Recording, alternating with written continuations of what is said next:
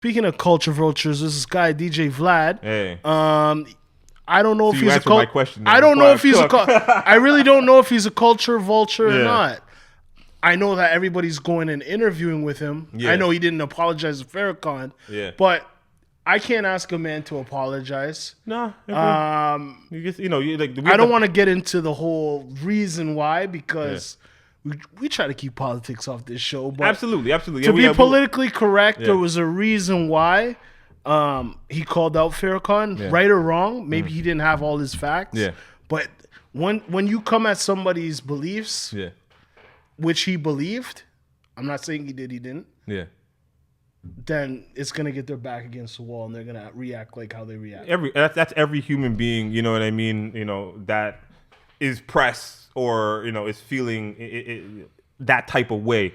So for those that don't know, what's pretty much been going on lately with Vlad is that there's been a public back and forth with him and Marlon Wayans. Yes. And for those that don't know, Marlon Wayans is part of comedy royalty, $1 billion family. Yeah, that has been in comedy for I want to say over 40 years in totality. And so long and short of it, Vlad wanted an interview, or Marlon Wayans wanted to do an interview with Vlad, and the price tag was $40K plus rev share for all of the streams thereafter. Now, Vlad, I think what I don't hate is a man having his price and sticking to it, and someone not liking the price and not wanting to pay your price. So to each their own on both sides, I don't have a problem with that. I'm not mad at how that happened. Yeah, my problem 40K is my price. Yeah.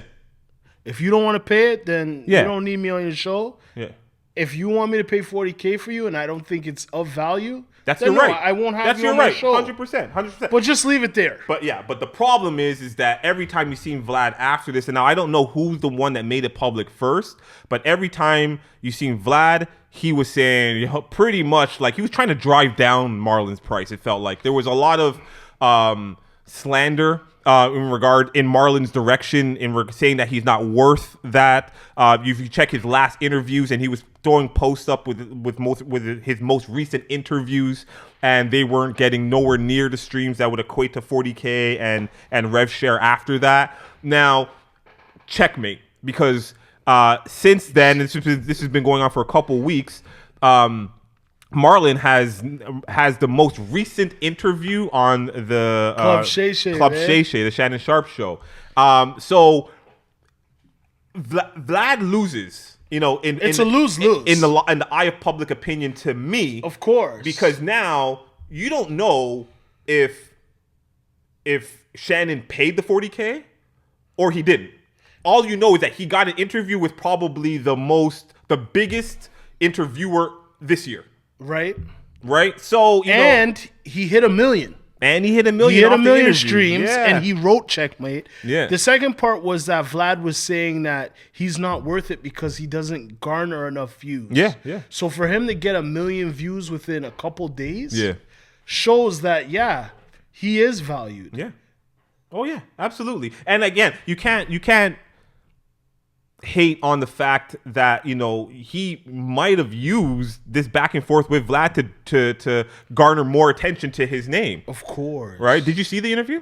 I saw pieces of it. Okay, yeah, I saw pieces. I saw little snippets. I think the one thing that stood out to me as we were talking about the Super Bowl was the fact that he was telling a story about A Living Color.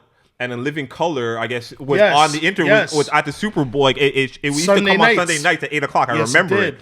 And one year, I guess it ran real competitive with the Super Bowl. It actually beat the Super Bowl in numbers. There we go. So then, which is crazy today. Which is why next year they got MJ. Yeah. So that was probably the biggest story that I took away from it. No, the other story. And again, I didn't see all of it. I'm not saying no to you, but I'm just saying.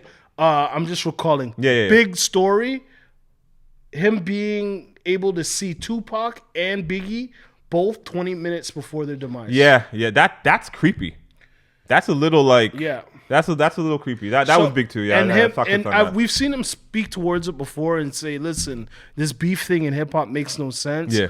I was around the man them. I seen them right before they passed. I saw what the beef did for hip hop. Yeah. We don't need to go there again. Yeah. And he can speak passionately because he was on the set with Tupac. So we know he generally had a relationship with Tupac. He did. And we know just being Wayans and being around, he would have seen Big and everybody. He was in the industry for a long time. He has different experiences, so he can speak towards that. So it's definitely an interview that we all need to take a look at. And if next week there's anything hot from that, we'll bring it back to you guys. So I do have 2 questions before we leave that topic. First question is, do you think Vlad's a culture vulture? Yes. Okay. Do you care to share why? The question he asks, as an interviewer, you know what you're saying to people. And a lot of time it seems like he's trying to lead certain people into more trouble and more drama.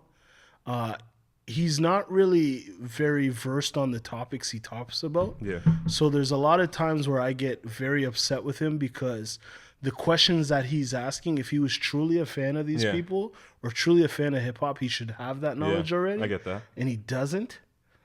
So for me, it's like, what are you trying to do? Yeah. You're asking them all these questions that could indict them or get them into trouble, but you really don't do your research on them. You just want to know about the drama, messy parts. Yeah, absolutely. I mean, he's trying to sell streams, right? He's trying to sell ad space and people watching his videos. But if you were a fan, you wouldn't want to see, he wouldn't want to see the demise of us. And he's been brought up in a couple cases that we've seen. Yeah. So like I said, I'm not gonna front like I watch VladTV, right? I find like a lot of the times it is informative. It is entertaining depending on if you have a boozy interview, a Plies interview. You know what I mean? It's like he gets the guest. Yeah, right. So, but the one thing is, I've said this before, and I'll continue to say it: where there's smoke, there is fire. Yeah. I don't think people are picking on Vlad. Like Vlad was the first in his space. He's a pioneer in this lane, right? In regards to interviews and speaking to hip hop artists and industry types. But I feel like if the well wasn't so easy to go to, so many people wouldn't keep going back to it. So I think the industry knows, a lot. People that are speaking on it, I think they're valid in what they have to say. To answer the question, I don't know, and to be honest with you, I really don't care. For me, it's y'all need to protect yourself when you're going on these microphones and in front of cameras and totally snitching on yourself. Like, this is on you. Like, Vlad can't. That's a fact. He can ask you the question, you don't got to answer it, right? Like, anyone can ask you the question. Clout is a drug, and a lot of people, especially in this day and age, are literally putting themselves in jail, just based off their words and actions, and which can be controlled. So it's like they're intentionally doing it, but don't know that they're doing it at the same time, right? He finds people that don't have media training, don't have anybody to support them to tell them, listen, you don't need to answer every question. But yes, I think he's a culture vulture. Okay, all right, bet. He's winning off it, and he doesn't give back. Yeah, no, I you know what I'm saying? What's the next question though? Oh, so the next question I got for you was, who's your favorite Wayans? Which brother? Damon.